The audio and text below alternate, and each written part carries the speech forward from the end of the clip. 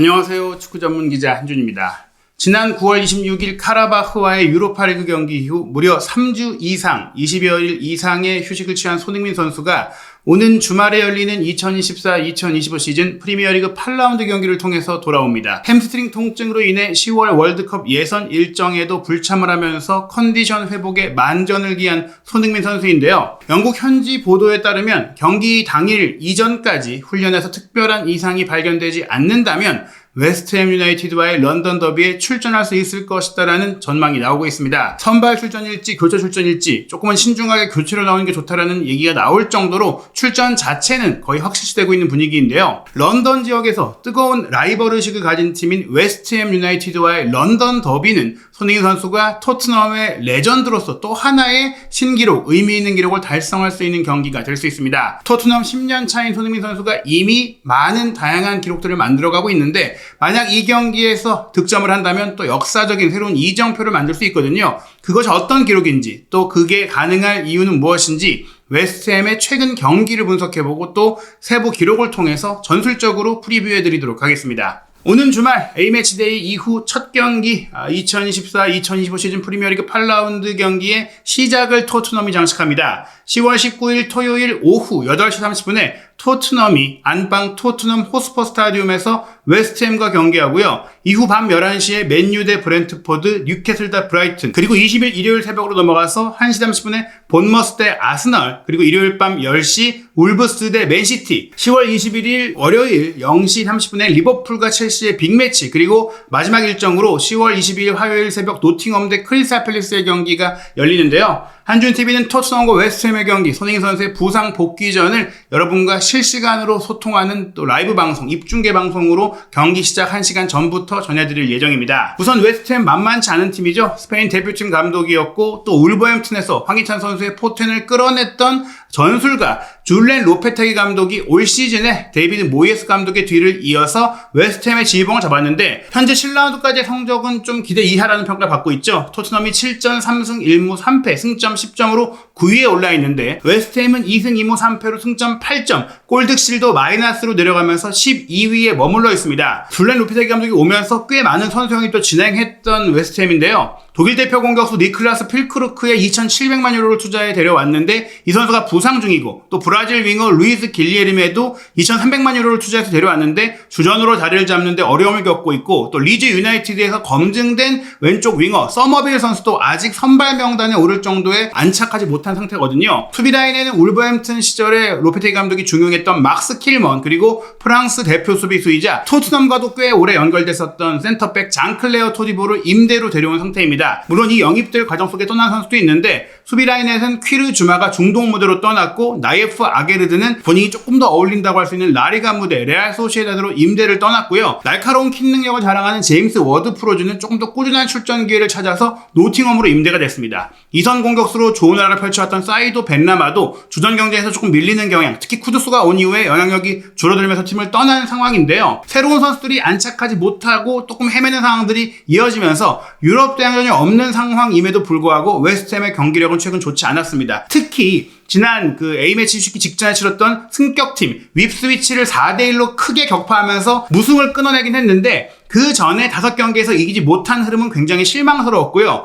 그 과정 속에 크게 드러났던 것은 수비적인 불안입니다. 맨시티와의 홈경기 3실점을 하면서 무너졌었고 또 카라바오컵에서 조기 탈락할 때는 리버풀의 1대5의 참패를 당했었고요. 첼시와의 홈경기도 0대3으로 완전히 무너지면서 로페테기 감독이 적극적이고 도전적인 축구를 운영하면서 수비 허점을 채우지 못하고 있다는 평가를 받고 있죠. 토트넘 같은 경우에는 손흥민 선수가 부상으로 이탈한 가운데에도 브레넌 존슨이 무려 6경기 연속골을 터뜨리면서 승승장구했습니다. 그러면서 공식전 5연승을 달성하긴 했는데 A매치 휴식기 직전의 경기 브라이튼 원정에서 2대0으로 앞서다가 3대2로 뒤집히는 역시 수비에 문제가 있는 경기가 펼쳐졌거든요. 토트넘과 웨스트햄 모두 조금은 도전적이고 공격적인 축구를 하는 과정 속에 어떤 팀의 결정력이 더 좋을 것인가, 어떤 팀이 수비적인 허점을 더 잘 채울 것인가가 중요한데 토트넘의 손흥민 선수가 돌아오는 경기라면 또 컨디션을 완전하게 회복해서 푹 쉰 상태의 손흥민 선수가 뛴다면 손흥민 선수가 있는 토트넘이 다득점 공방전에서 이길 수 있을 가능성이 크다라는 현지의 전망과 분석이 나오고 있습니다. 양 팀의 상대 전적을 보면 프리미어리그 역사상 56회의 맞대결이 있었는데요.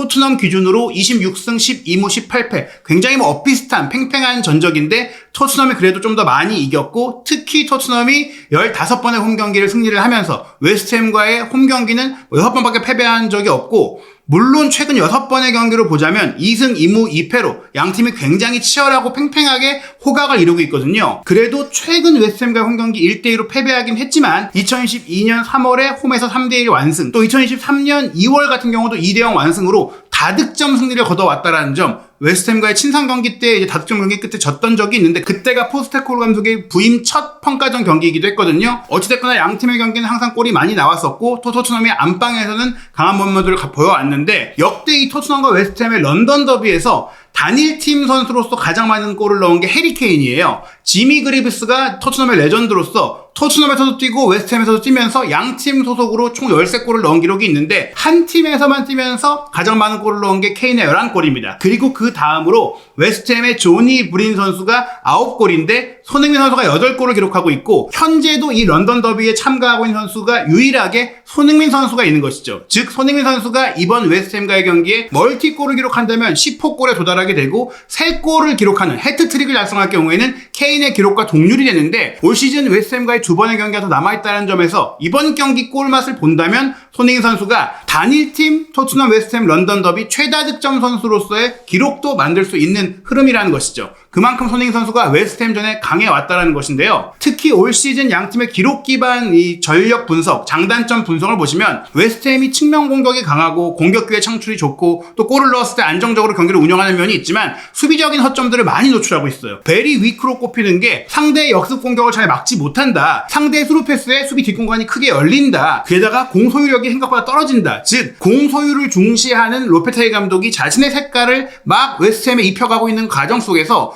모예스 감독 체제에서 선굵은 축구를 하던 웨스트햄이 조금 변화의 진통을 겪고 있고 그로 인해 수비 밸런스가 무너지고 있다는 얘기입니다. 반면 토트넘은 역습에 굉장히 강한 모습을 보이고 있고 또 말씀드린 이런 공격적인 면이 최대 장점이기 때문에 공격과 공격이 붙었을 때 수비가 조금 더 부실한 게 오히려 웨스트햄이라면 토트넘이 그 부분을 잘 공략할 수 있고 무엇보다 결정력이 뛰어난 손흥민 선수가 한 달 가까이 쉬고 경기를 치르기 때문에 의욕도 컨디션도 모든 면에서 가득 차 있다라면 손흥민 선수의 시원한 골이 터질 수 있다는 겁니다. 실제로 웨스트햄이 로페테기 감독 부임 후 치른 현재까지 10차례의 공식 경기에서 무실점 경기를 치른 게 딱 한 번밖에 없을 정도로 수비가 불안하거든요. 그 무실점 경기도 카라바오컵에서 후보 선수들이 나왔던 본머스와의 경기 1대0 승리이기 때문에 결국에는 웨스트햄이 대체적으로 올 시즌에 굉장히 불안정한 모습, 특히 수비가 정비되지 못한 모습을 보이고 있고 그 이유는 역시 지난 시즌 핵심 수비수였던 아게르드나 주마나 꽤 많은 선수들이 교체됐다는 부분들이 있겠습니다. 올 시즌에 로페테기 감독 체제에서 가장 많이 쓰고 있는 포지션이 4-1-4-1 포메이션인데 4-2-3-1도 썼고 4-1-4-1도 썼고 거의 비슷하죠. 미드필드의 위치를 어떻게 놓느냐에 따라 다르기 때문에 이 포백 라인으로 구성을 하고 있는데요. 포백 라인의 선수의 변화가 굉장히 많아요.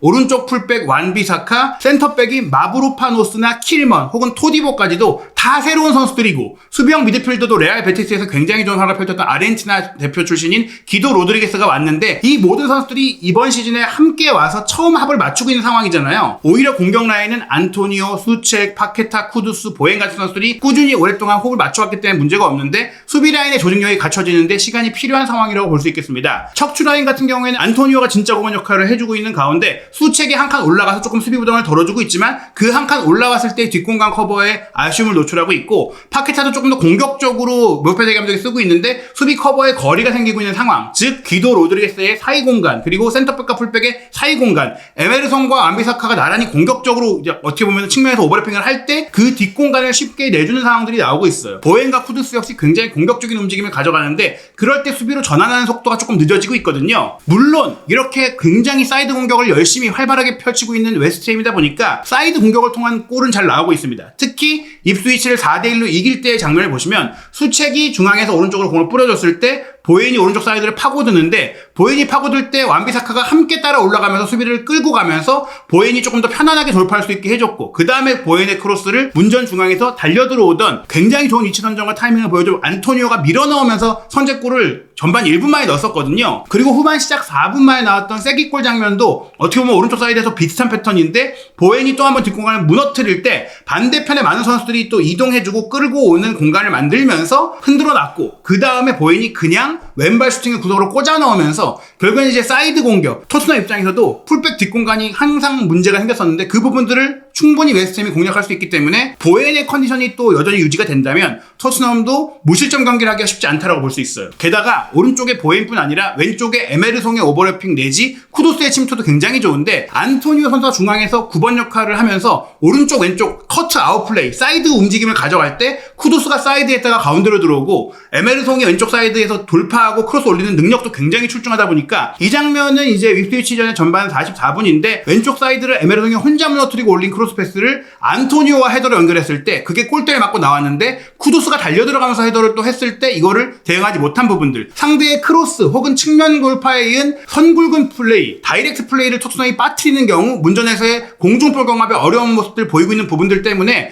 토트넘이 사실 이 경기 2골 정도를 실점해도 놀랍지 않은 경기일 수 있고 브라이튼전처럼 다량 실점을 할 경우에는 어느 팀이 좀 더 결정력이 좋으냐에 따라서 승패가 엇갈릴 수 있다는 것이죠. 게다가 4대1의 쐐기골이 나왔던 입스위치전의 69분 같은 경우에는 미카엘 안토니오가 가짜 구원처럼 밑으로 빠져주면서 보엔이 오른쪽, 쿠두스가 왼쪽에서 사이드에서 윙투터처럼 전진하는 플레이가 굉장히 좋았는데 여기서 이제 안토니오의 스루 패스를 보엔이 받아서 컷백할 때는 쿠두스의 앞공간, 안토니오도 함께 올라갔기 때문에 이 두 선수가 수비를 끌고 갔는데 중앙 미드필드인 파케타가 순간적으로 그 빈 공간으로 노마크 상태로 침투를 하면서 태빈을 했거든요. 이런 많은 공격 숫자를 두고 있는 웨스트햄의 플레이는 분명히 뒤쪽에 후비 허점도 있겠지만은 토트넘도 분명히 실점할 수 있는 그런 상황이 될 수 있다. 그래서 보는 분들에겐 굉장히 시원하고 화끈하고 많은 골이 나오는 경기가 될 수 있다고 생각할 수 있습니다. 다만 웨스트햄도 수비 뒷공간이 무너지는 상황들이 굉장히 많은데요. 특히 첼시와의 경기는 경기 시작 4분 만에 산초의 사이드 패스, 스루 패스를 잭슨이 이어받아서 뒷공간을 무너뜨릴 때 웨스트햄 수비라인 3백이 아무도 이 잭슨의 속도를 따라오지 못하면서 실점했던 장면이 있었어요. 이게 이른 시간에 또 실점이 나왔고 올 시즌에 웨스트햄이 굉장히 전반전에 이른 시간에 골을 내주고 있는데 토트넘 같은 경우에 경기 시작과 함께 한 15분 가까이를 완전히 몰아치는, 휘몰아치는 공격을 펼치는 그런 팀이기 때문에 이번 홈 경기도 토트넘의 이러한 초반 기사가 연달아 골로 이어진다면 토트넘이 정말 많은 골을 넣으면서 쉽게 경기를 풀어갈 수도 있다고 볼 수 있는 것이죠. 사실 로페테기 감독은 이런 수비적인 문제를 해결하기 위해서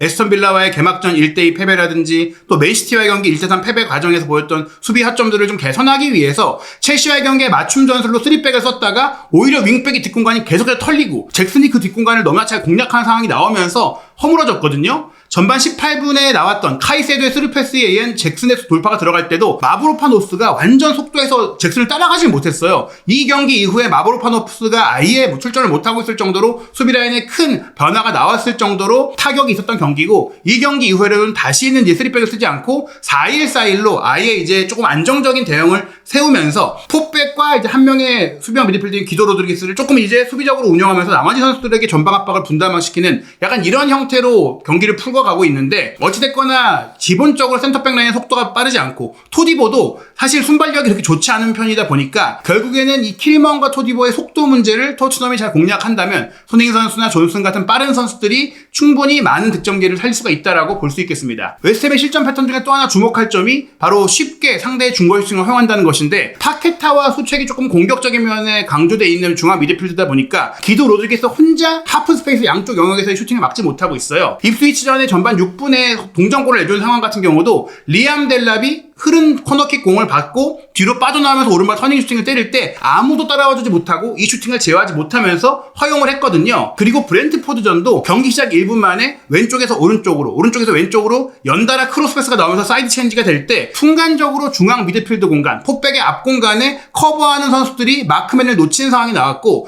은베모가 완전한 프리 상태에서 왼발 슈팅을 때려가지고 경기 시작 1분 만에 골을 넣었거든요. 특히 경기 초반에 이런 수비 집중력이 떨어지는 웨스트햄의 모습이 나오고 있기 때문에 토트넘의 초반 강공, 그리고 손흥민 선수의 돌아온 컨디션, 그리고 포백 앞에 속도의 문제, 커버링의 문제가 동시에 노출이 된다면 손흥민 선수의 이른 골이 나오면서 토트넘이 대량 득점 승리를 충분히 가져갈 수 있는 그런 패턴의 경기가 될 수 있다는 겁니다. 손흥민 선수가 역대 19번 웨스트햄과의 경기를 치렀을 정도로 웨스트햄과의 경기 경험이 많은 선수인데요. 그 중에 8승 4무 7패로 이긴 경기가 더 많고요. 8득점 6도움, 무려 14개의 공격 포인트를 기록하고 있습니다. 프리미어리그 경기로만 한정하더라도 16번의 경기에서 6득점 4도움으로 10개의 공격 포인트를 기록하고 있는데요. 특히 이 손흥민 선수의 웨스트햄전 기록은 최근 5시즌에 굉장히 개선이 됐어요. 대부분의 공격 포인트가 최근 5시즌에 치른 8경기에서 나왔다고 할 수 있는데요. 역대 8득점 6도움, 그리고 리그만 한정한다면 6득점 4도움이라고 말씀을 드렸는데 2019-2020 시즌부터 지난 시즌까지 치른 그 리그 8경기에서 5득점 3도움으로 거의 대부분의 공격 포인트가 나왔습니다. 2019-2020 시즌에도 2경기 모두 공격 포인트를 올렸고 2020-2021 시즌, 2021-2022 시즌,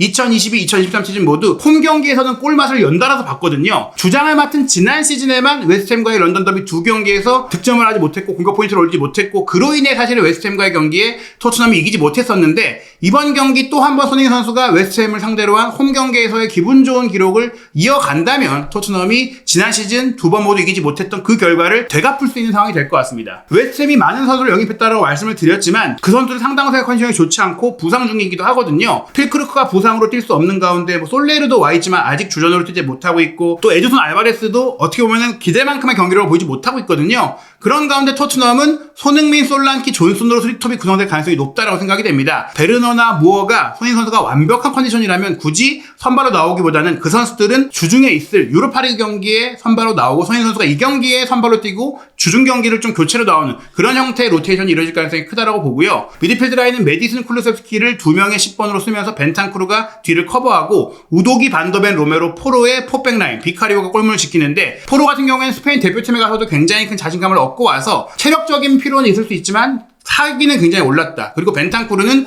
우루과이 대표팀에서 징계를 받은 상황이다 보니까 푹 쉬고 남미를 다녀오지 않고 이 경기를 준비했기 때문에 오히려 토트넘 입장에서는 메디슨도 대표팀에 가지 않았잖아요. 그렇기 때문에 미드필드 라인의 컨디션은 굉장히 좋을 수 있다. 손흥민, 메디슨, 벤탄쿠르만 풀핏이어도 솔랑키나 쿨루셉스키나 존슨이 대표팀에 다녀왔다고 하더라도 충분히 팀 컨디션은 마찬가지로 대표 선수가 많은 웨스트햄과 비교했을 때 더 좋을 수 있다라고 생각을 할 수 있습니다. 그런 흐름들 속에서 또 웨스트햄의 수비적인 문제, 원정 경기의 성적이 나지 않은 문제들을 종합적으로 봤을 때 프리미어리그 8라운드 경기에 대한 유럽 주요 스포츠 베팅 업체의 배당률을 보면 토트넘 승리 평균 1.50배, 무승부 4.82배, 웨스트햄 승리가 5.67배거든요. 이 배당률은 홈팀 배당률 중에 가장 낮은 배당률. 그러니까 이번 8라운드 경기 중에 홈팀 중 가장 손쉽게 승리를 거둘 팀이 토트넘이라는 평가와 분석이 나온 겁니다. 토트넘이 손쉽게 웨스트햄을 이길 것이다라는 전망이 나오고 있는데 실제로 그렇게 경기가 펼쳐질지 그리고 손흥민 선수가 한 달여 만에 그라운드에 서서 화끈한 골로 자신의 최고의 경기력을 보여주면서 멋진 부상 복귀전을 치르게 될지 한준TV와 실시간으로 함께하는 입중계 지켜보시면서 또 함께 이야기 나누시면서 이 경기 즐기시기 바랍니다. 오는 주말 토트넘과 웨스트햄의 경기 한준TV 구독, 좋아요, 알림 설정으로 라이브 방송과 분석 영상까지 확인하시기 바랍니다.